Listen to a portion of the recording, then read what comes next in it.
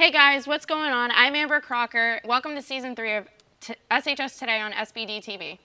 And I'm Neil Ray. Today we have a featured segment on our own Mr. Braus, as well as a student spotlight on senior Jason Brito. But first, we want to catch up with what is going on down in the CTE wing. We've got Jessica, Brooke, and Casey, and they all visited Mr. Henry and her students down in computer programming class in our weekly CTE spotlight. Let's see what's going on. Hello, I am Jessica Salois, and today we are outside of the CTE program, Computer Programming. Today we are going to be learning about their current project. So my students are currently working on designing a video game, and it would be an app that they could put on a phone. We're creating an app, like a little game, and we're taking certain segments of code and we're doing on-event handlers. And they execute certain commands throughout the program that will make images move, add scores up, or it would change the screens to win screens, lose screens, etc. I enjoy the fact that it's kind of challenging of putting certain different variables of when you insert text and then try and bring it someplace else. And another thing I love about it is we end up getting to break the code.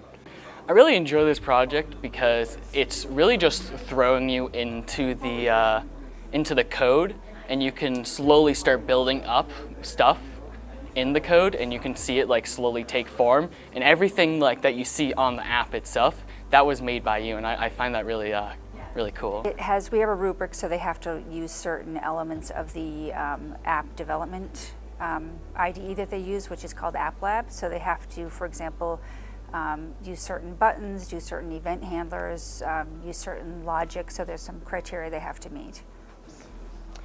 I don't really do a lot to prepare because a lot of this is done in class. There's a lot you can do with it. You can make your game unique. There's a lot of exploring you get with app inventing in general, and it just lets your creativity thrive.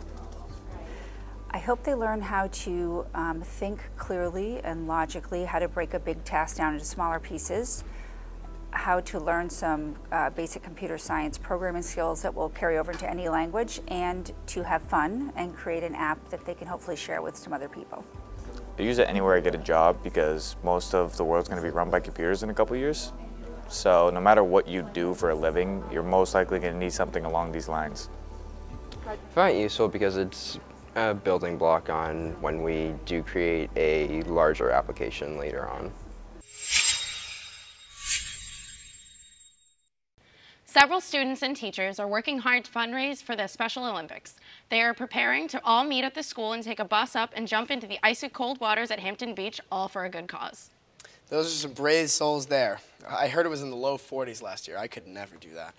Host Sway and Tim sat down with Mrs. Burke and got all the details on this very chilly swim. Hey guys, my name's Josue. Winter's rolling around, and of course, it's a great time to go swimming in the ocean. It's not? Oh, well, for those participating in the 2018 Penguin Plunge, it is because they are raising money for a great cause. We caught up with some participants from last year's Penguin Plunge and the director. Here's what they said. The Penguin Plunge is an activity that takes place every year, and it raises money for the Special Olympics of New Hampshire. There is a high school plunge, which Salem High School brings a team to, and then there's also the following day a community plunge or a regular penguin plunge where adults from all over the state will take place. It was a lot of fun. Like, we all got together, and there was a huge party thing, and you can see all the money that was raised, so that was really nice. And then they just called us out, and we got to go right into the freezing cold ocean, which wasn't as pleasant, but it was for a good cause. It was amazing. We met so many cool people, and it was just such an amazing experience getting to help out the less fortunate people that aren't able to raise money for themselves. Right. It's so much fun, and you get to do it with your friends and experience the whole thing. The purpose is mostly to raise money for the Special Olympics of New Hampshire. And what the Special Olympics does is they put on events all throughout the year and bring together people with disabilities and people without so that they can take part in sporting events, do team building activities, learn leadership skills, and have an awesome time in general. So we like to raise the funds to help them do the great work that they do. It's really cold, but it's for a really good cause, for the Special Olympics. So you feel good while you're doing it. It was really fun. I liked how it was like a group experience and you got to raise money for a really good cause. It was such a great experience. We will be meeting Tuesday afternoon, so tomorrow the 14th, I believe, after school here in the counseling office, or they can just come see Mrs. Burke in the school counseling office, and we'll get you registered, signed on to the team, and get you all the information that you need to take part in it. I gotta give it to those penguin plungers. That's really cold. A reminder that the event takes place in February, and there's still plenty of time to get involved and raise money for a great cause. Also, coming up in February is the annual school musical. I am really excited to see what is on tap for this year. Even though it's going to be really hard to outdo last year's play, The Sound of Music, I have no doubt they will be equally as good. Hi, I'm Grace Lumley here at the Performing Arts Center where this year's school musical, Bye Bye Birdie, is taking place. This week we interviewed some people involved, such as Mr. Clausen, Miss Harai, and Mr. Bujold. Here's what they have to say. Bye Bye Birdie is about a rock star that gets drafted into the Army, and as one last hurrah before he goes off into the Army, he comes to a small town to kiss a girl and causes havoc. Rehearsals are going very smoothly right now. Today is a full run of the whole show, and we feel right on track. The weather's been great, and kids have been showing up really excited about this show and putting it together quickly. So today we'll run the whole thing from beginning to end and see what our next steps are, which is polish and making sure everything reads to the audience. If you were to go to New York to Broadway or down to Boston to see a show, and you saw this show, this is exactly the music that the professional musicians will be playing. It's not a high school version, so it takes a lot of time and a lot of effort on the part of the students. So we're just getting through stuff right now. And you'd better go, America. Come check out Bye Bye Birdie in the PAC February 15th, 16th, and 17th. For ticket information, go to sau57.org/PAC. Wow, looks like a fantastic show. I can't wait to see it myself. There are so many dedicated teachers and staff that put so many long hours into the show. Can't wait to see how it turns out. That is for sure. Many of our teachers work hard beyond the school day, and we wanted to find out more about our teachers beyond the school day. We will be featuring a Salem High School staff member every week to spotlight. This week we decided to interview everyone's favorite substitute teacher and longtime educator, Mr. Braus. My background in teaching, I taught for, I think, 5 years back in the 70s on the middle school level. Then as it happened, I really didn't feel comfortable in middle school. And I left and started my own business, and just happened by chance to see an ad in the paper sometime later, a couple of years, 3 years, for a long-term sub-job at Salem High School. And I applied and was given that job and found that I found my niche. The high school level was really a lot better than the middle school for me. I attended Keene State College and graduated from Keene State in 1969. When I left middle school teaching, I really didn't have any plans or goals to go back to teaching. I had started a business and it was doing fairly well, but it required a lot of outdoor time. And so it was, I came here in January of 1985 on a long-term sub-job, and it lasted a long time. Well, I think one of the things I always think about is that when I came to teaching and found a level at which I think I could do well, I had done other things in my career, you know, before kind of settling in. And I had served in the Marine Corps during the Vietnam War. Through that, gained experience as a military policeman, and from there kind of segued into working as a special officer for the Salem Police Department for 15 years while I was actually teaching. I taught my first 2 years there. I think I was still affiliated with SPD.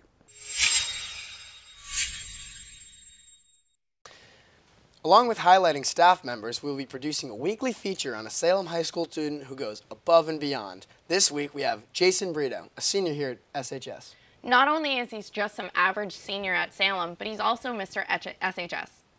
What's Mr. SHS? Mr. SHS is one of the most attended events we put on here at Salem. A good group of senior boys all participate in a male beauty pageant and compete for the title of Mr. SHS, and our 2018-2019 winner was Brito.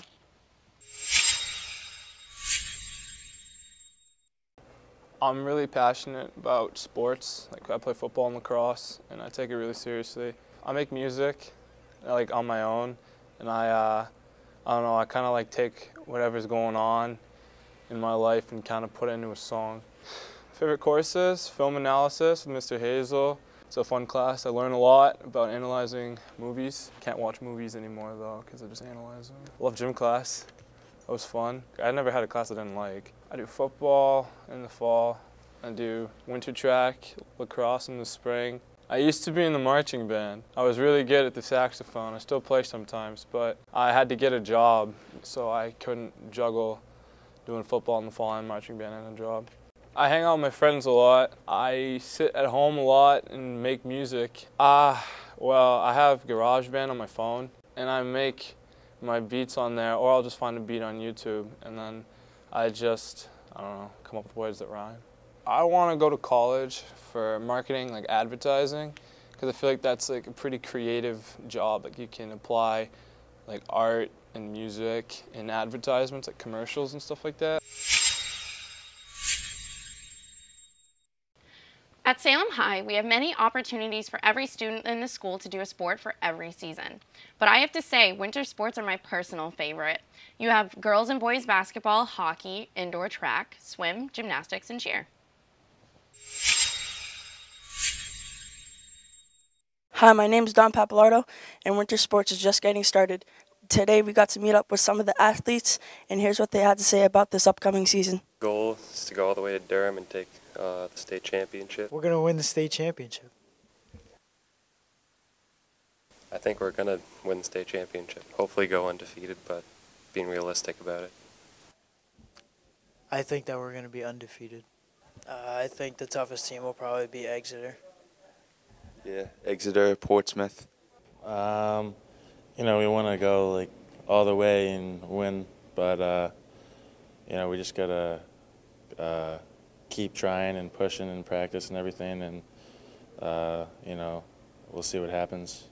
You know, there's a lot of good teams. You know, I think we just gotta keep pushing and practice. Wyndham's D1 this year, so you know, looking forward to that last game of the season. But yeah, I think be a good matchup for us.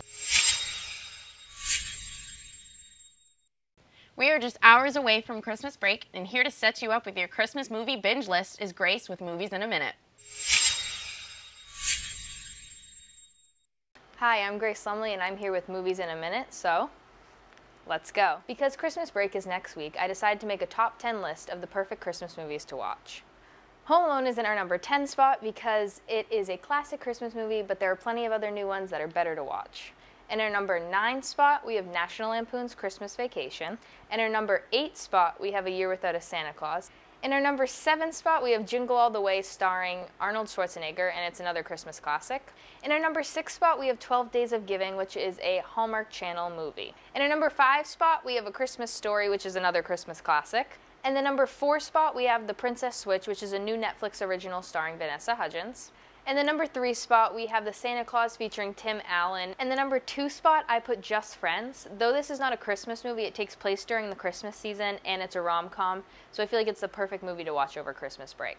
And the number 1 spot, I put The Nightmare Before Christmas, directed by Tim Burton, because it puts a dark spin on Christmas and features many different holidays. So these are my top 10 Christmas break movie recommendations. So enjoy watching, have a Merry Christmas, and a Happy Holiday.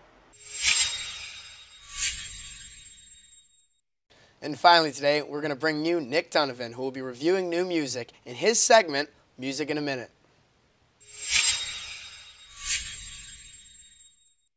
Hey, Nick Donovan here with Music in a Minute. Today we'll be reviewing Anderson .Paak's third studio album, Oxnard. In my opinion, Oxnard has a stronger sense of direction than its predecessors 2014's Venice and 2016's underground hit Malibu. Over Dr. Dre's production and West Coast vibes, Paak's sound couldn't be much better. The album is a solid collective, with the opening track, The Chase, feeling like a 90s Miami chase scene. With outstanding features, most of them sweetening up the song, I thought J. Cole's feature was a bit creepy, with the subject matter being about him finding an old flame on Facebook. In conclusion, Anderson .Paak's Oxnard is a great, groovy, soulful album. If you like R&B and want to switch up your sound a little bit, listen to it. This has been Nick Donovan with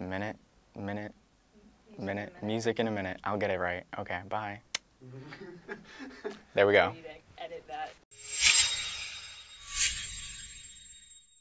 I'm Amber Crocker. And I'm Neil Ray. Stay classy, Salem.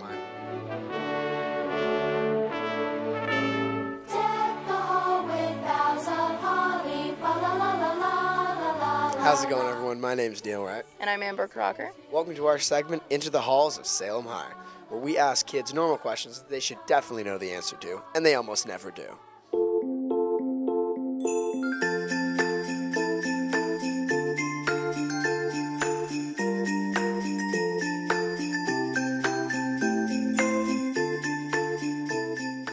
Name all of the reindeer. Rudolph. And I think there's a dancer and a prancer.